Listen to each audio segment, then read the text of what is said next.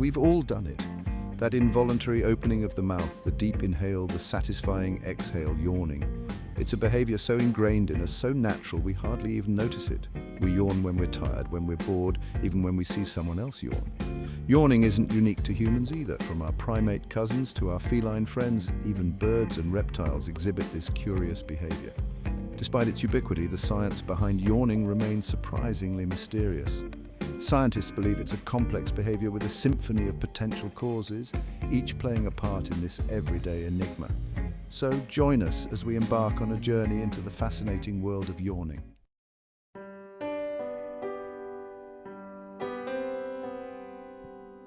From the depths of our brains to the complexities of our social interactions, the potential reasons for yawning are as diverse as the animal kingdom itself. One prominent theory suggests that yawning helps to cool down our brains, ensuring they operate at optimal temperatures. Another hypothesis proposes that yawning serves to boost our oxygen levels, replenishing our bodies with a fresh supply of this vital element. Scientists are also exploring the role of neurotransmitters, the chemical messengers in our brains that influence our mood, alertness, and sleep-wake cycles. Could yawning be our body's way of regulating these crucial chemicals, ensuring our brains are functioning at their best? And what about the contagious nature of yawning? Why do we often find ourselves yawning after witnessing someone else do the same? This intriguing phenomenon hints at the social significance of yawning, suggesting it might be more than just a physiological reflex.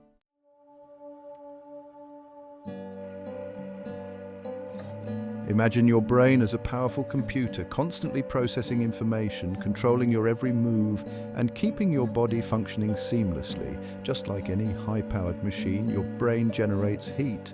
This theory, known as the thermoregulatory theory of yawning, proposes that yawning helps to regulate brain temperature. When we yawn, that deep inhale brings in a rush of cool air.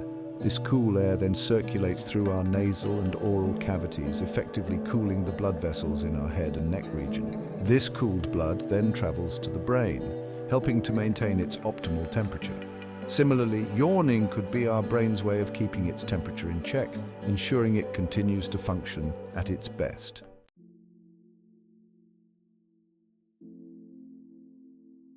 But why is brain temperature so crucial? Our brains are incredibly sensitive to changes in temperature. Yawning, according to the thermoregulatory theory, acts as a sort of thermostat, preventing our brains from getting too hot. This natural cooling system ensures our brains stay within their ideal temperature range, allowing us to think clearly, react quickly, and function optimally. It's a testament to the incredible design of our bodies, constantly working behind the scenes to maintain our well-being.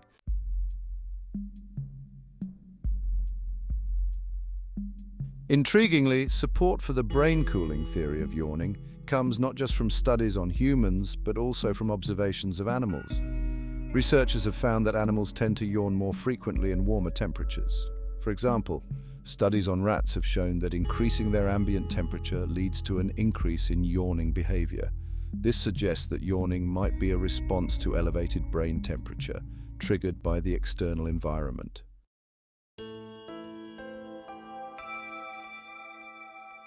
For decades, a popular theory about yawning suggested it was our body's way of gasping for air. The idea was simple.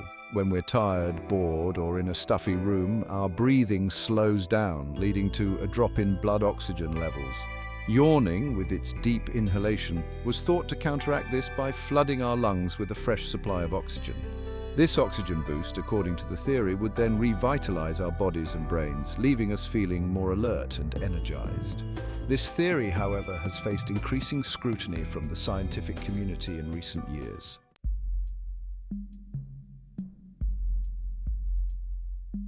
One of the main challenges to the oxygen theory comes from studies that have failed to find a consistent relationship between yawning and low blood oxygen levels.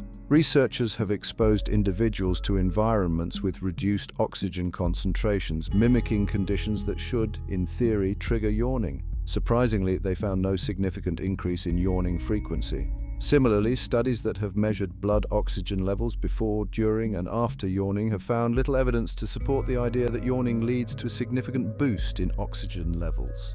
So if yawning isn't primarily about oxygen, then what else might be going on?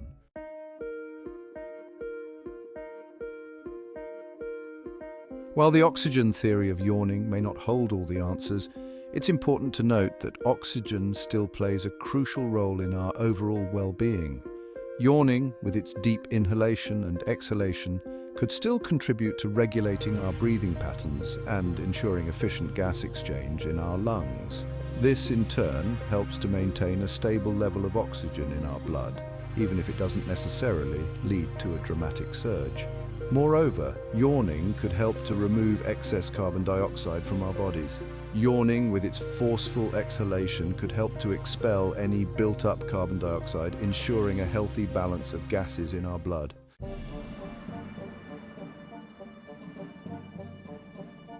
Deep within the intricate network of our brains, a silent symphony of chemical messengers known as neurotransmitters orchestrates our every thought, emotion, and action.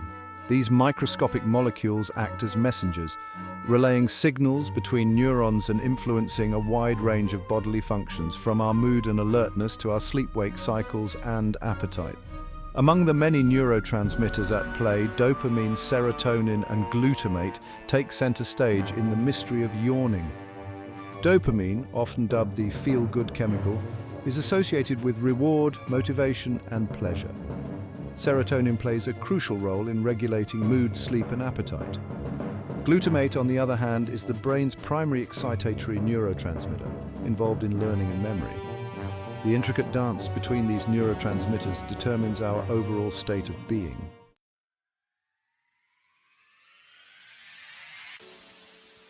Imagine this: you're sitting in a dimly lit room, the monotonous drone of a lecture washing over you. Your eyelids grow heavy, your attention wanes, and a familiar urge takes hold, the urge to yawn. Could this be your brain's way of jolting itself awake, of restoring its dwindling alertness? According to one theory, yawning might be our body's natural mechanism for regulating neurotransmitter levels, particularly those involved in wakefulness and alertness. Yawning, with its deep inhalation, stretching of facial muscles, and surge in blood flow, could stimulate the release of these crucial neurotransmitters. This surge in dopamine and glutamate might be the reason we often feel more alert and focused after a yawn, as if our brains have received a much-needed chemical pick-me-up.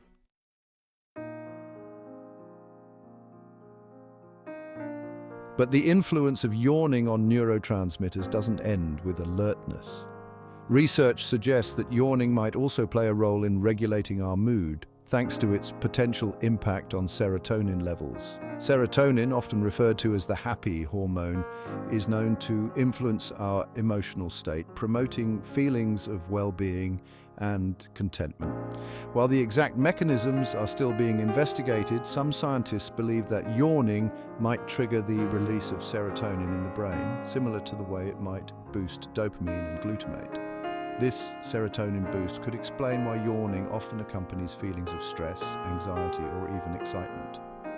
Further research is needed to fully unravel the complex relationship between yawning, serotonin, and mood regulation.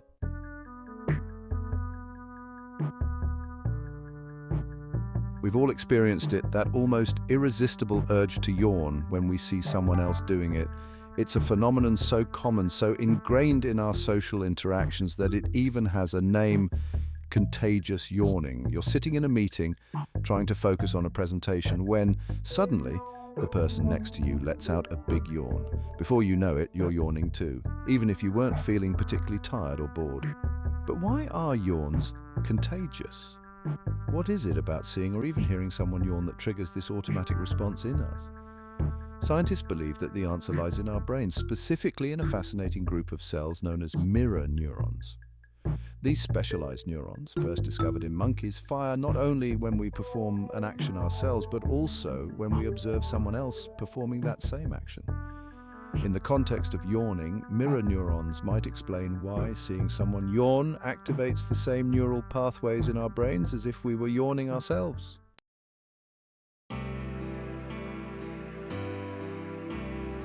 But the implications of contagious yawning go beyond mere imitation.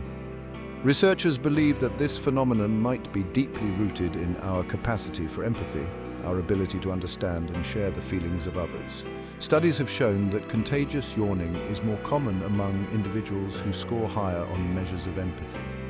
This connection between contagious yawning and empathy suggests that our brains might be using this simple act as a way to connect with others on an emotional level.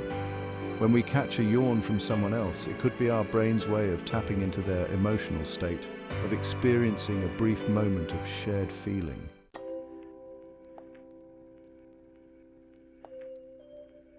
While contagious yawning is perhaps the most well-known example of yawning's social significance, it's not the only way this simple act might be influencing our interactions with others. Some scientists believe that yawning, even when it's not directly contagious, could serve as a social cue, conveying information about our state of alertness, boredom, or even our social dynamics within a group. Imagine, for example, a group of students listening to a lecture. If the lecturer notices several students yawning, it might be a sign that their presentation isn't holding the audience's attention. This feedback, though subtle and unintentional, could prompt the lecturer to adjust their delivery, making the material more engaging or taking a short break to re-energize the group. Similarly, within a social group, yawning patterns might reflect the hierarchy and dynamics between individuals.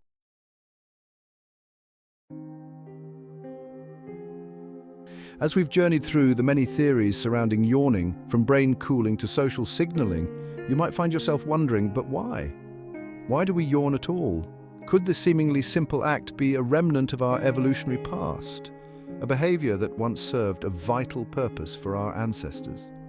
The evolutionary theory of yawning proposes just that. It suggests that yawning, while perhaps not as crucial for survival in our modern world, might have played a significant role in the lives of our early ancestors, offering advantages that helped them navigate the challenges of their environment. Imagine our distant ancestors, living in small groups, constantly on alert for predators and competing for resources.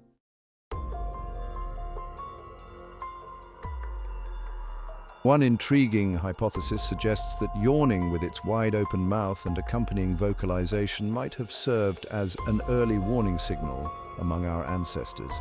Just as a lookout might shout to alert their group to approaching danger, a yawn could have served as a non-verbal cue, spreading a wave of alertness through the group. This alertness signal theory is supported by the observation that yawning is often triggered by feelings of anxiety or stress, situations where heightened vigilance would have been beneficial for our ancestors.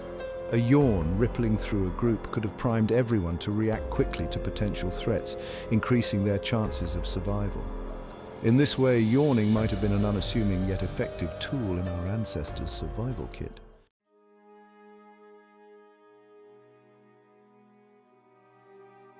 We've explored the fascinating world of yawning and its many theories.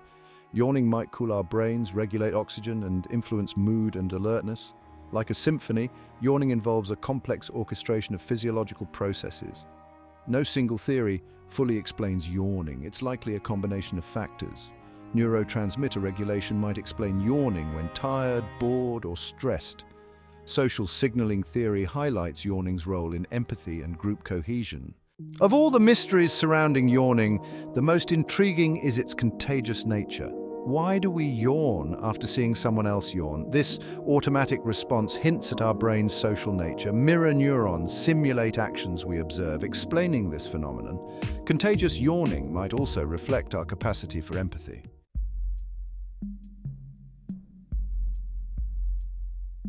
Despite decades of research, yawning continues to hold its mysteries close. While we've gained valuable insights into the potential functions and mechanisms of yawning, many questions remain unanswered. Why do some people yawn more than others? What factors influence the contagiousness of yawns? How does yawning change throughout our lifespan, from infancy to old age? These unanswered questions highlight the need for continued exploration into this seemingly simple yet surprisingly complex behavior. As we delve deeper into the science of yawning, we're likely to uncover even more fascinating insights into the intricate workings of our brains, our bodies, and our social interactions. The next time you yawn, don't stifle it or brush it aside as a mere sign of tiredness. Instead, embrace it as a reminder of the incredible complexity and mystery that lies at the heart of even the most everyday experiences.